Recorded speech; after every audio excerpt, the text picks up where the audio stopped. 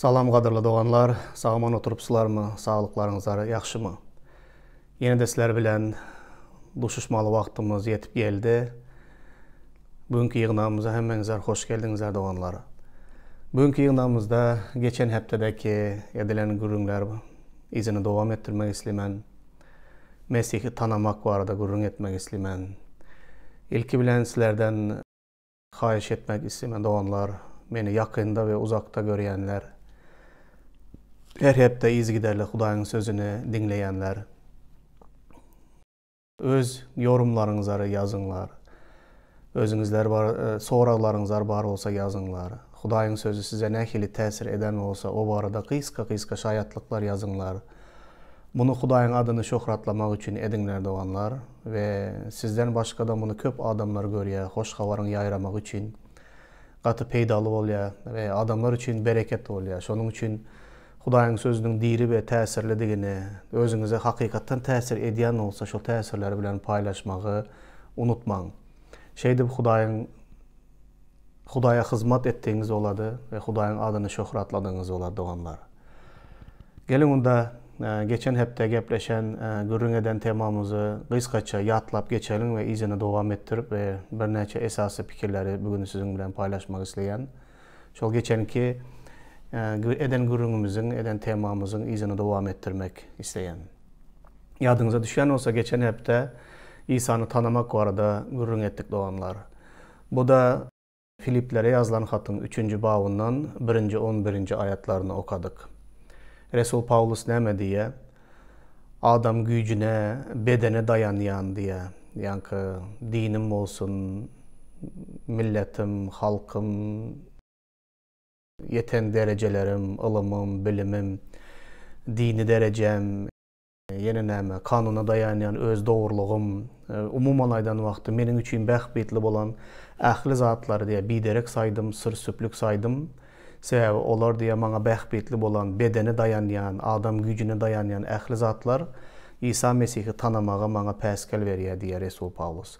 Şunun için ben onları ret ettim de diye sır süplük sayıp İsa'nın izine eğerip onu has güçlü tanımağın, o İsa Mesih'i tanımağın diye acayip belentliğine çıkacak olup diye, yetecek olup yaşayışta ona mengzecek olup, onun diye ecir çeken cebir cepalarına şerik olmak isteyen, yaşayışta, ölümünde ve dirilişinde ona mengzemek isteyen deyip bir özü için bir kıyın ve dar kıyın yolu saylav alanlığını İsa'nın izine ermek için əxli zadı sır süplük sayandığı var da paylaşıyor bu 3. babda.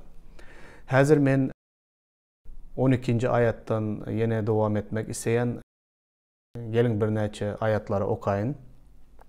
Şey deyip sizin bilen güründeşliğimize devam ettireli.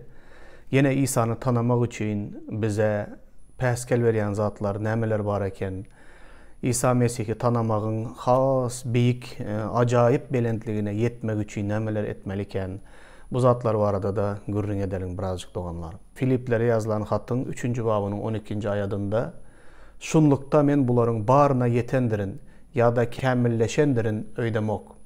Emma men buları kazanmak için can ediyerin. Sebebi İsa Mesih meni şu maksat için kazandı. Ey doğanlar, men buları kazanandırın öydemok. Emma yeketek şunu velin ediyendirin. İzde kalan zatları unutup, öndəkilere yetmeye ımtılyarın. Men, Hudayın İsa Mesih arkalı göklerdeki yaşayışa çağırayan bayrağını almak için maksadıma tarap ılgayarın diye. Yine 12. 14. ayetler. Doğanlar seridin meni hayran kaldırayan zatlar, bu ayetleri okan vaktim özüm için bellik eden yerlerim. Resul Paulus şeyle diye. Şunlukta men dedi buların barına yetendirin ya da kemilleşendirin öydemok özümü. Men özümü diye hiçbir kemsiz, hiçbir şol acayip belentliğe yeten deyip aytmayan diye. Kemçiliğimem var, adam ecizliğimem var. Men bular vardı gürrün etmeyen diye. Ama hayran kaldıran zat şunda. Men buları kazanmak için can ediyerin. Yani büyük İsa Mesih'i tanımağın acayip belentligine yetmek için, kamilleşmek için diye, şu kamilligi kazanmak için can ediyarın sebebi İsa Mesih beni şu maksat için kazandı diye. Kazanmak, kazandı ve kazanmak diyen iki tane söz olan ya. Kazanmak diyen sözü Resul Pavlus aydiya. Men kazanmak için yani kamillige yetmek için, şonu kazanmak için diye ne diyen diye can çekyerin. Sebebi Mesih beni diye şol belentlige yetsin deyip, kamillige yetsin deyip kazandı diye Mesih. Serdin Mesih bizi şol günahların içinde yatan vaktimize, yaşap yören vaktimize, şeyle günah bilen hapalanan dövrümüzde şol günahlikten bizi alıp çıkıp, bizi öz kanı bilen yuvup temizlep, bizim günahlarımızı bağışlap, bizi öz oğlu ve kızı edip ne etti? Şol diye kamillige yetsin deyip bizi diye kazandı diye şeydi. Günahdan satın aldı, kamillige yetsin deyip. Şunun için biz diye günahları bağışlanan İsa Mesih'e iman eden imanlılarım diye iman edenden sonra ey men iman ettim boldu bana yeter şu. Hudayın merhameti bana yeter, Hudayın kutuluşu bana yeter deyip oturmalı değildi diye bizem diye İsa Mesih'e menzemeklikte kamilleşmek için, kamillige yetmek için, İsa Mesih'i tanımağın acayip belentliğine yetmek için bizem diye bütün can tenimiz bilen diye can çekmeli. Bu yaltı adamların kulağına yakyan zat değildi onlar. Yaltı adamlar her yağdayda, işte de, yaşayışta da, hem yerde yalta olan adamlar iman durmuşunda da yaltadır. Yalta adamların özleri için, özlerini qoramak için ya da özlerini aklamak için in qow görýän ayatlar hem şu ayatlar yaltaların. Ey ertirin alıdasını etme, ertir öz kaygısını özü eder, her günün kaygısı özüne yeterliktir deyip şu ayatları yattan bilýärler, nirde yazılanına bilýärler. Bu ayatları özünü aklamak için, özünün yaltalığını aklamak için aydayan adamlar var. Şoň için iman durmuşunda da olar yaltadırlar. Hiç bir kamillige yetecek bolup, iman durmuşunda da İsa Mesih'i tanımağın acayip belentliğine çıkmak için hiç can çekmeýärler. Hudaýyň sözünü öwrenmek islemeýärler. Hudaý bilen gatnaşygyny dikeldip, has ýakyndan İsa Mesih'i tanayın deyip can çekmeýärler. Bu adamlar yalta adamların göwnünden turmaya bu ayatlar. Emma Resul Pavlus beýle yalta imanlılardan däldi. Ol näme diye? Men diye kamilleşti. Men diye buların barına kamillige de yetemok diye. Ya hiç bir kemsizem däldir. Mukaddeslige de yetemok diye. Emma diye şol mukaddeslige, kamillige yetecek bolup diye bütün canım tenim bilen diye can çekýärin. Bu meni begendirýän bir zat. Sebebi iman üçinde. Durmuşta da şeyle. İşlemesen, yalta bolsan, hiç bir maksadın, umidin bolmasa, şol duran yerinde duryan hiç bir zada yetmersin. Şol yaltalığına 10 yılda bundan sonra şol yerde durarsın, 20 yıl geçse de şol bir yerde durarsın. Sebebi sen hiç bir zat üçün tijenmeyen. İman durmuşta da adamlar şeyle, eğer imanda ösmek islemese, ımtılmak islemese, özü Hudaya hizmet etmek, has büyük hizmetler için yüreğinde şeyle arzuları, istekleri bolmadığı adamlar, onlar hiç haçan duran yerinden bıtnamaz hiçbir yere. İmanda da hiç haçanım ösüş olmaz. Şunun için sorasan 15 yıl vere imanlı, 20 yıl vere imanlı diyerler ama şol duran yerinde duran. Resul Pavlus olara şeyle diye, özünüzün öğretici bolmak vaktiniz geldi velin entegem özünüz süydemeyeniz diye. Gözünüze getirip görün, yanı doğulan çağa, böyle ol 5 aylığında, 6 aylığında, 1 yaşında, 2 yaşında süydemse, ol normal zat, bolmalı zat. Eğer çağa doğulandan sonra 5 yaşına çenle de dine süydemeyen olsa, 10 yaşına çenle dine süydemeyen olsa, atayınası ne ekili yadadar beyle çağaları. Bu bir bolmalı zat der, bu hastalık bu. Sağdın çağa dine öz vaktinde süydemeyen, ondan sonra süydü koyuya da adatı imitleri iyip başlaya. Şonda ol ulalar. Dine süyd yeterlik değildir. Ama iman durmuşunda köp yıldan beri imanlı olup dine süydemeyen adamları var. Bu adamlar Mesih'i tanımak için canım çekmeye, Mesih'i tanımak için tijenmeye, Mesih'i tanımakta, ona hizmet etmekte özü için hiçbir maksat koymayan adamlar, şeyli adamlar. Bu günahdır doğanlar, bundan tövbe etmeli ve karıncalar yağlı. Süleyman Peygamber aydiya Mukaddes kitapta. Karıncalar yağlı yazda işlemeli, kışta olsa yatıp şol toplanzadını iymeli. Karıncalar diye her bir yılın paslının vaktini biliyor. Adamlar siz karıncalardan öğrenin diye. Köp adamların karıncalardan öğrenmeye ihtiyaçları bardı onlar. İndi seyredin. Devam ettiriyor 13. ayattan. Ey doğanları, men buları kazanandırın öydemok, emma yeketek şunu velin ediyendirin. İzde kalan zatlar unudup, öndekilere yetmege ımtılayarın. Doğanlar şu esas ayat. Şu günkü gürrün etcek zadımızda, temamızda. Men diye entek kamilligi kazanmadım. Mesih'i tanımağınam diye en sonki nokadına gelmedim. Her gün Mesih'i yakından tanıyan, bu tanımakta ösyen. Emma diye men kamillige yetmesem de, emma velin bir zade ediyendirin diye. Vacip kamillige yetmek için vacip olan zade ediyendirin. İzde kalan zatlar unudup öndekilere yetmege ımtılayarın. Seyredin 12. ayatta ruhta ösmek için Mesih'i tanımağa diye can çekiyerin. 13. ayatta olsa diye izde kalan zatları unudup öndekilere yetmege ımtılayarın. Bu doğanlar her birimize gerek olan bir zat. Bu yağdayda näme diyecek oluyor Resul Paulus? Gelin Resul Paulus'un öz durmuşuna birazcık ünüs verelim. Näme zatları, izde kalan zatları unutmalı ol. Resul Paulus nähili adamdı. İhlas diyseniz şeyle güçlü dini ihlası vardı. Bu ihlasın öz dinine bolan vefadarlığının neticesinde ol imanlıların yığınağına azap veripti.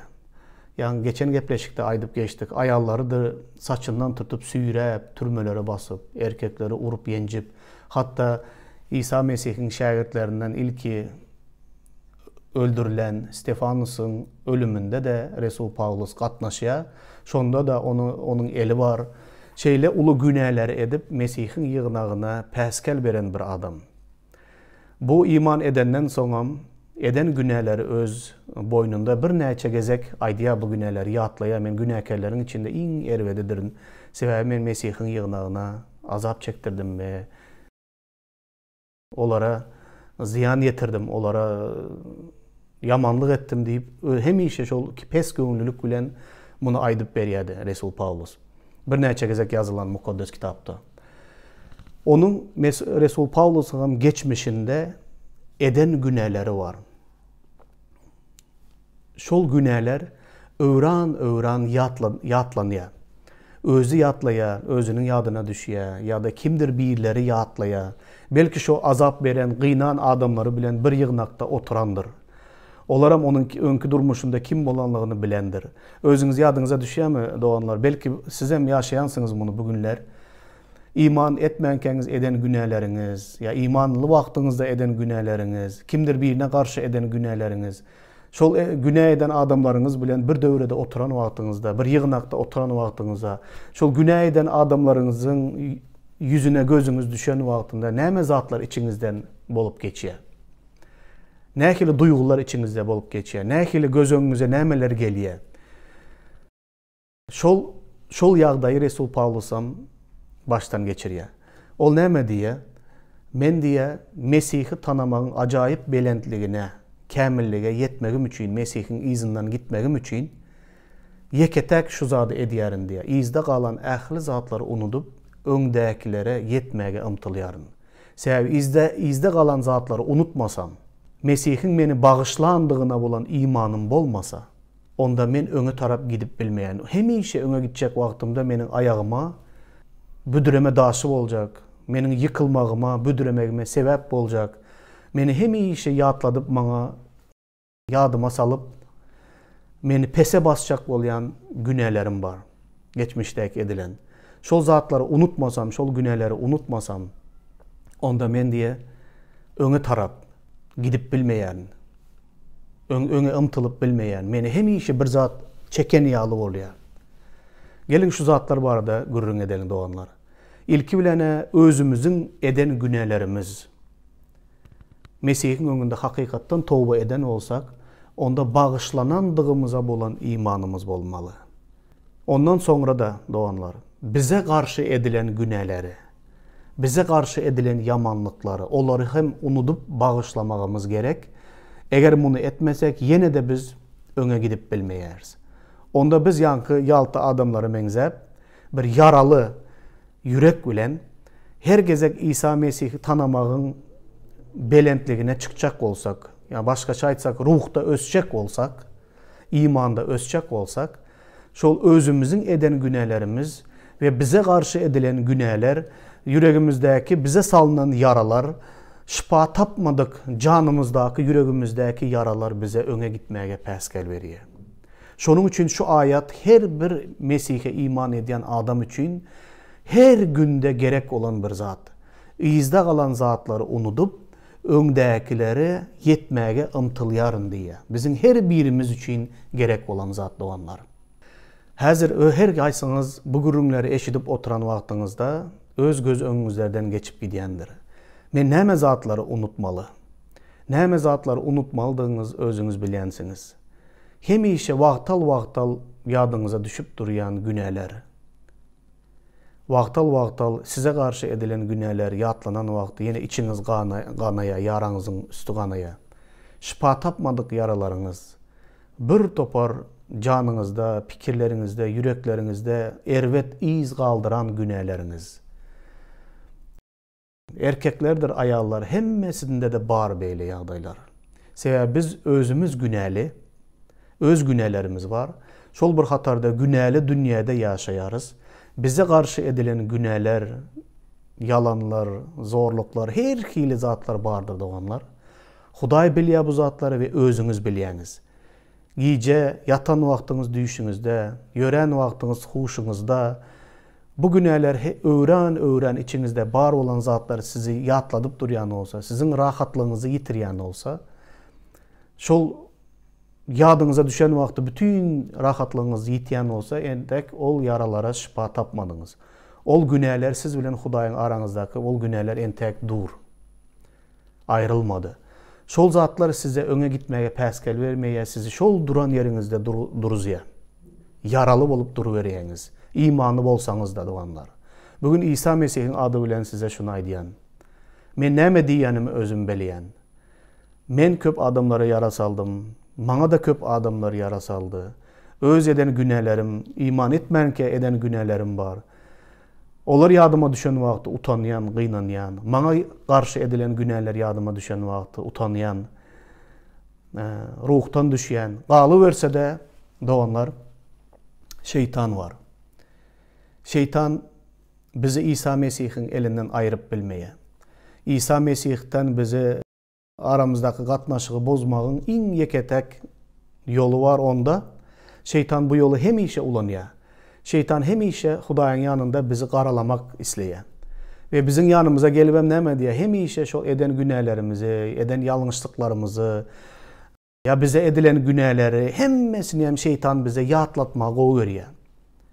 Seret planlılar sana näçe yamanlık ettiler, näçe gıybatın ettiler, näçe senin üstünde yaman gep yayrattılar. Seret olar beytti, sen onları asla bağışlama. Seret näkili yaralar saldılar. Deyip sana başkaların sana karşı eden günahlarını yatlatmakta ökte. Şol bir hatarda öz günahlarını yatlat ya o sana.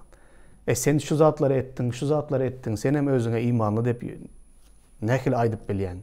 Ne dip yine yüzünü götürüp özünçe bir zatlar etçek olyan, bir zatlar aytçak olyan. Senin günahların özün bilyen ha. Yığnakta da barsanam en sonunda otur.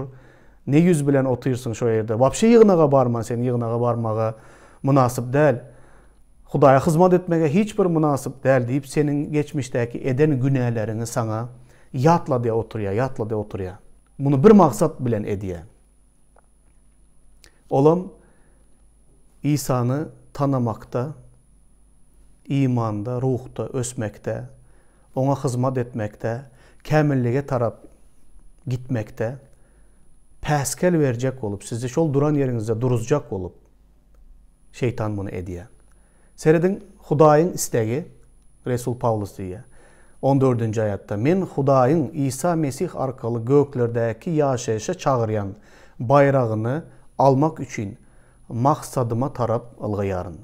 Bana diye İsa Mesih'in padşalığında, onun diye gökteki yaşayışının bayrağını almak için men bu yerdeki durmuşta diye imanda ösecek olup, ona has köp hizmet edecek olup, onu has yakın tanacak olup İsa'nı cahan çekyerin. Pellehana tarap ılgayarın diye. Pellehana maksadıma tarap ılgayarın. A şeytan olsa ne diye?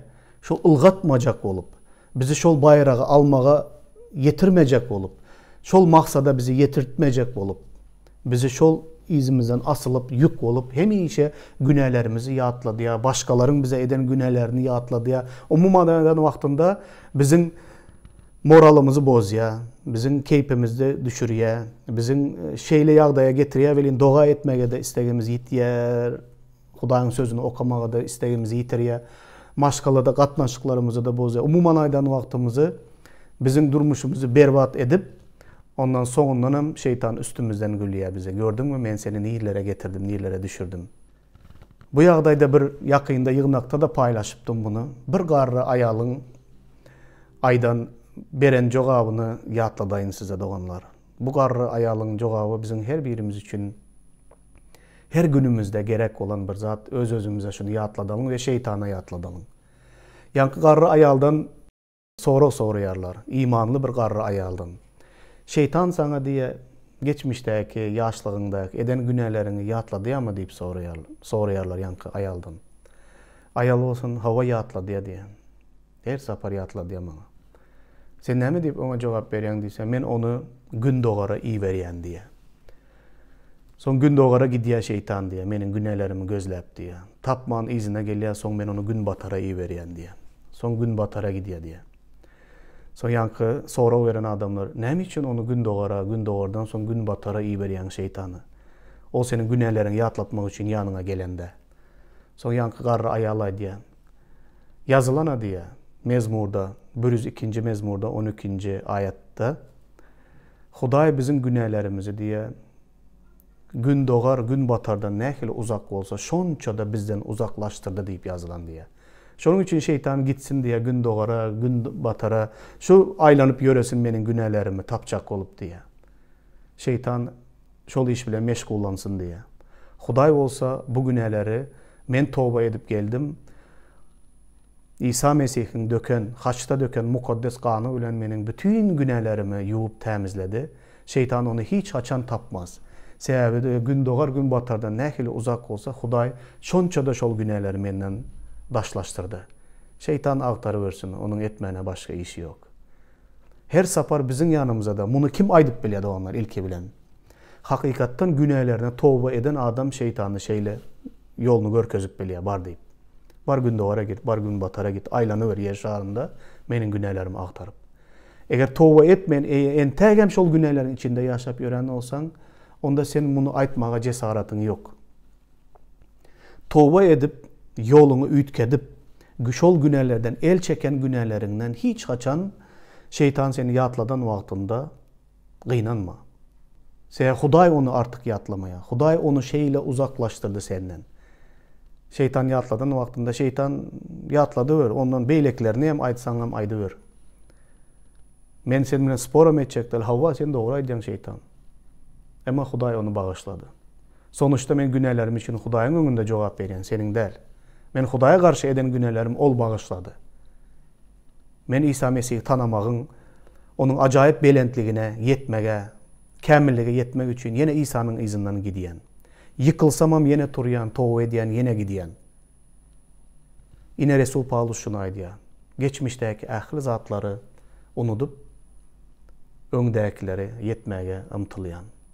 Doğanlar hakikattanam bu gece gündüzde size rahatsız ediyen, kimdir birini bağışlap bilmeyen olsanız, kimdir birini geçirip bilmeyen olsanız, kabir günahlarınızı tövbe etmedik olsanız tövbe edin. özünüzün eden günahlarınız öz-özünüze rahatlık vermeyen olsa, vicdan azabını çekip yaşayan olsanız, utanç içinde yaşap yören olsanız, Hudaýyň öňüne gelin, ähli içki dünýäňiz bilen İsa'nın yanına gelin. Sebäp İsa'nın yanında görünmeyecek, bilinmeyecek hiçbir zat yok. Ähli zat aydın ve yalaňaçdyr. Gelin, Hudaý tämizlesin, günahlarınızı bağışlasın, sizi doğru yola rawana etsin. Ondan soň siz hem şeytana şol garry aýalyaly. Bar, meniň günahlarıma tapçak olsan gün dogara git, gün batara git deyip aydıp bileriniz ýaly. Gelin İsa'nın yanına häziriň özünde. Şu gepleşikleri dinläp bolandan soň yeketek daşara çıkın, yeke öz odaňyza girin. Hudaý bilen yekelikde galyňda gürleşin ähli zatlarda, sizi rahatsız edýän, size salınan yaranyň barlygyny boyun alın. Şifa tapmak isleýändiňizi, günahlarınızdan tämizlenmek isleýändiňizi aydın İsa. Şol geçmişdäki zatları unutup bilmeseňiz ösüş bolmaýa doganlar. Hiç bolmaýa ösüş. Şol hemişe süýdemeýän ýaly bolup galýaňyz. Bu kimin göwnünden turýar beýle ýagdaýyňyz? Elbetde şeytanyň göwnünden turýar. Hudaýyň göwnünden turýarmy beýle ýagdaýyňyz? Yok. Hudaýy bu gynandyrýar. Doganlar köp yerde çağalar barda, köp misal edýän sebäp gören zatlarym aýdýan. Ýaňy dogulan çağa ösmese, gerekli agramy almasa, öz wagtynda etmeli hereketleri etmese, öz wagtynda dil çıkarmalı wagtynda dil çıkarmasa, yöremeli wagtynda yöremese, ähli zady öz wagtynda etmese, ýaňy dogulan çağa. Bir topar yaş maşgalalar var ýygnagymyzda. Nähili bagtly, nähili ajaýyp wagtlary ýaşaýaňyz bu gije gündüzlerde. Karantin döwründe öýüňizde hemişe çağalaryňyz bar, ýaňy dogulan çağalar bar. Hudaýa şükür 4-5 sany var ýygnagymyzda. Her gün çağanyň her hili edýän hereketlerine gowanýaňyz. Ine güldü, ine gägirdi, ine süýdemdi, ine ağladı, ine öwrülüp başladı, ine hereket edip başladı. Nähili begençli ýagdaý. Men 4 çağımda şeýle synlaýadym. Hudaý muny miýesser edenine begenýän we sizin üçin de begenýän. Indi gözüňize getirip görüň doganlar. Bir agyr bir meňzetme. Eger çağa öz wagtynda etmeli hereketlerini, etmeli işlerini, ösüş prosesinde öz wagtynda ähli zat bolup geçmese nähili howsala düşýän. Yöremeli wagtynda yöremese, geplemeli wagty geplemese. Ene ata üçin nähili gynançly. Hudaý üçin de şeýle biziň ruh ösüşimiz. Hudaý üçin de biz öwredici bolmaly wagtymyz gelip hem entägem süýdemip ösmeýän olsak, Hudaý üçin hem biziň bolýan ruhy ýagdaýymyz gaty gynançly doganlar. Goý Hudaý biziň hemmämize şifa bersin. Günahlarymyzy bağışlasın ve tämizlesin. Doganlar muny isteň. Ine bedeniňizde bir kemçilik bar bolsa, ýügürüp dogtura barýaňyz. Türkmenler dogtura da giç barýarlar.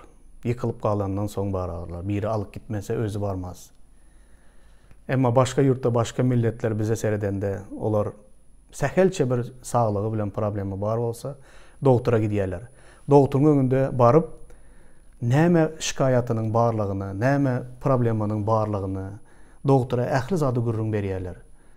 Açykdan gürrüň berenden soň dogtur onun näme problemasynyň nämeligini bilip, öwrenip, dogry diagnoz goýup, dogry dermanlary berip hastaga seredýär. Kesele seredýär we ýagşy bolýar. İsa Mesih biziň diňe bir bedenimiziň däl doganlar, ruhumyzyň, janymyzyň dogtury.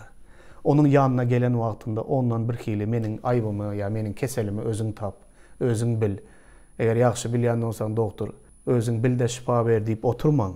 İsa'nın yanına dogada gelen wagtyňyzda näme derdiňiz bar bolsa derdiňiziň adyny aýdyň. Men planını söýüp bilemok, men planını bağışlap bilemok, men plana eden günahlarym üçin özümü bağışlap bilemok. Köp adamlar özünü özü bağışlap bilmeýän adamlar var. Durmuşunda şeýle uly ýalňyşlyk edip öz-özünü bağışlap bilmeýän imanlılar da bar, häzir meni dinläp oturanlaryň içinde de. Keşke şu günahları etmesedim. Keşke şol adam bilen sataşmasaydım. Keşke bunu etmedik olsadım. Keşke beyle etmedik olsadım. Bir topar ulu günahlar edip, şol günahlar için özünü bağışlap bilmeyen adamlar var. Başkaları bağışlap bilmeyen adamlar var. Umuman aydan vakti geçmişi unutup bilmeyen adamlar İsa Mesih'in adı bilen bugün şifa tapsın deyip dileyen sizin için. Huday size ıyızda kalan zatları unutmağa güç versin doğanları. Öne gideriniz yağlı, ruhta öseriniz yağlı. Mesih İsa'nı has yaxşı tanımanız için geçmişteki zatları unutmağı başarın, Huday size güç versin. Baş doktorumuz, baş çopanımız İsa'nın yanına gelip aydın neme dert neme olsa doğanlar içinize yapılıp beyle gezmen. İçine yapılan adamlar, öz dertleri bilen öz yapılan adamlar, onlar hiç açan şifa tapmazlar. Ve şeyli adamlar, öz dertlerinin içinde yapık adamlar, Huday bilen hiçbir çungur katnaşı kurup bilmezler. Ve öz yanındakiler bilenem, eri olsun, ayalı olsun, çağaları olsun, öz günahlerini, öz geçmişini içine kapatan adamlar, onlar hiçbir adam bilen, öz yakınları bilen de çungur katnaşı kurup bilmeye. Huday bilen de çungur katnaşı kurup bilmez. Şunun için açılın. Hudayın önüne gelin. Huday size şifa versin ve güllen, ösün, yapraklar çıkarın, güller çıkarın, hasıl, meyve verin, ösyendiğiniz, diriliğiniz görünsün doğanlar. Huday her birinize pata versin. Yine de 15. ayette Resul Pavlus'un misalına eğerelim. Şuna göre de imanda kamil bolanlarınızın barı goşu nuktay nazardan fikir etsin. Eğer haysıdır bir bavatda başka fikirde bolsanız, onda Huday size bunu hem aydınlaştırar. Biz sayılan yolumuz bilen öne tarap gitmeli. Biz öne tarap gitmeli doğanlar. Resul Pavlus'tan misal alın. Hemmemizem diye Resul Pavlus yağlı, men yağlı şol nuktay nazarda şol fikirlere eye olun. Eğer kimdir biri ol menin fikir edişim yağlı fikir etmeyen olsa da Huday onu da size açıp görkezsin. Nehili misal almalı Resul Pavlus'tan? Geçmişteki zatları unutup öndeki zatlara yetmek için ımtılmalı biz. Sayılan yolumuzda 16. ayette. Öne taraf gitmeli biz. Bir yerde durmalı değerli olanlar. Yine bugün Huday'ın bize aydayan sözleri şudur. Doğanlar yine iza dolanıp geliyor. Yankı Mesih İsa'nı tanımak istemeyen, adam gücüne, bedene bil bağlayan adamlar vardı da 17. 21. ayetlerde yine de aydiya. Beyli adamlar aslında Mesih'i hiç tanımayan adamlar. Öz özüne men imanlı deyip hasaplaya ama onlar yok oradan doğulmayan adamlar. Onlar İsa Mesih'i tanımalısıyalı hiç açan tanımayan adamlar. İsa Mesih bilen hiçbir düşmanlık adamlar var da görün ediye. Ey doğanlar, menin göreldeme eğereyenlere koşulun. Bizim göreldemize göre yaşayanlara ünüs verip onlardan öğrenin. Men ozal bunu size qayta aydıptım. İndi olsa ağlap yeni aydiyarın. Mesih'in haçına düşman bolup yaşayanlar köptür. Onların sonu veyrançılıktır. Onların qara qarınları Hudaylarıdır. Onlar öz maskaralığına buysan yandırlar. Onlar dine bu dünyanın zatları barıda oylan yandırlar. Biz olsa göklerin rayatları bolup, halaskar Rabbimiz İsa Mesih'in şol yerden gelerine savursuzluk bilen qaraş yandırız. Sebebi İsa Mesih bizim eciz ve ahmiyetsiz bedenimizi özgerdip, öz şöhratlı bedenine mengzeder. Olmunu her zadı özüne tavin etmeyi başarayan gücü arkalı amala aşırar. Doğanlar, Resul Pavlus bizden öğrenin ve bizden görelde alıp yaşan. Bizim edişimiz yağlı, bizim yaşayışımız yağlı, bizim fikirlenişimiz yağlı, bizden öğrenip bizim göreldemize eye olun diye. Ondan son qayta öňem aýtdym, yine aýdýaryn, ağlap aýdýaryn, göz ýaşlary bilen köp adamlar Mesih'in haçına düşman bolup yaşayan adamlar var. Bu adamlar näme? Mesih'in hoş havarına, halas olmak için yeterlik olan, Mesih'in döken mukaddes kanına yine koşacak olup, özünün adam gücüne, beden isleğine, yani yine de bir topar dini däpde surları koşacak olýarlar. Yani Mesih'in haçta eden işine. Hamala halas olmak için bu yeterlik değildir. Yok. Halas olmak için Mesih'in haçta ölüp 3. gün dirilmege, onun döken mukaddes kanı yeterliktir. Biz halas olmağı kazanıp bilmeyiz. Halas olmak ebedi yaşayış bu Mesih'ten bize verilen sowgattır. Sowgat hükmünde alın doğanlar bugün buna. Onun üstüne bir zat koşacak olman ya ondan bir zat ayıracak olman. Yani Mesih'in haçına düşman olup gezeyen adamlar, bular Mesih'i tanacak olmayarlar. Bu adamlar ne edýärler? Oların diye bütün Hudaýy öz garynlarydyr. Diňe öz iýip içmege, bu dünýäniň gürrüňini, bu dünýädäki ýaşaýyşyň gürrüňini edýärler. Özleri bir yere toplanan wagtyda diye diňe eden diye yamanlıklarını biri-birine aydıp berip, övünüp öz maskaraçılıklarını şoňa buýsanýarlar. Men eýle yamanlyk etdim, men beýle yamanlyk etdim diýip övünüp aydıp berýän adamlar Mesih'in haçına düşman olup yaşayan adamlardır. Olar günählerinden bağışlananlığını bilmeýärler. Mesih'in kanı bilen yuwulandığını bilmeýärler.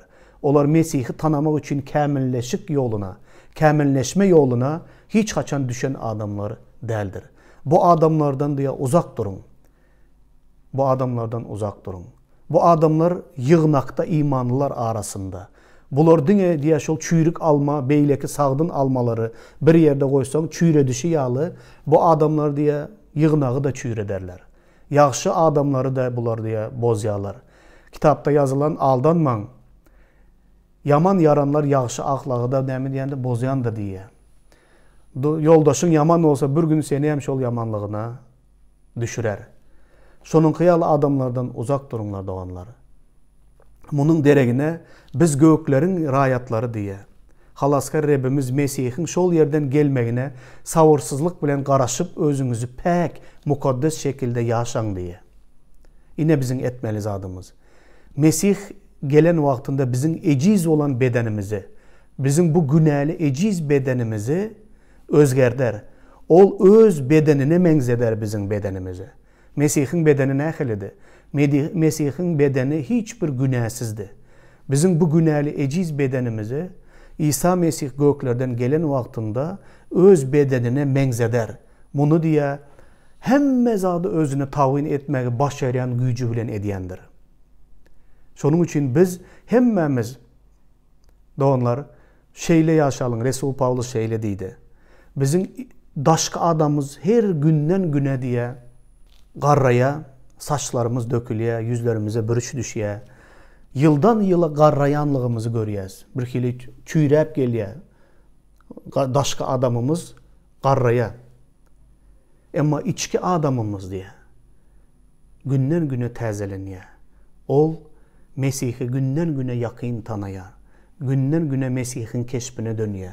Aklımız, pikirimiz, yüreğimiz günden güne kämilleşip Mesih'in keşfine dönmeye başlaya. Buna doğanlar ruhu ösüş diýerler. Buna diri halas olan adam şeyle olar diýerler.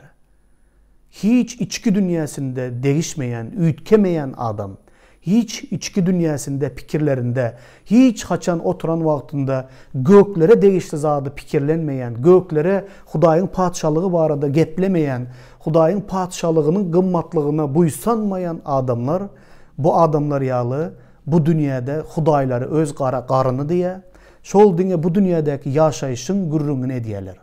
Gökler bilen işi yok. Olar göklere barjagına bolan imanı yok. Doğanlar biz iman edenler beýle bolmaly däldir. Biz yerdeki yaşayışımızı hemişe Mesih'in gökteki padşalygynyň raýatlarydygymyzy bilip ve onun gökten geljegine savursuzluk bilen garaşyp özümüzü pek mukaddes alıp barıp şeyle yaşayış bilen Hudaýa garaşmaly. Ine bizim bolmalymız şeyle. Goý Hudaý bizim her birimizi bereketlesin doğanlar. Hudaý her birimize güç versin, şifa versin. iman baylığını versin. Geçmişdeki ahir zatları unudalım.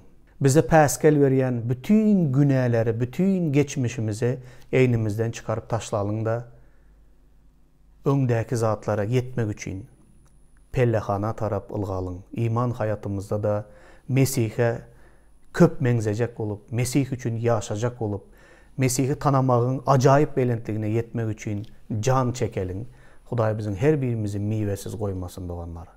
Hudaýa şöhret olsun İsa Mesih'in adı bilen. Amin.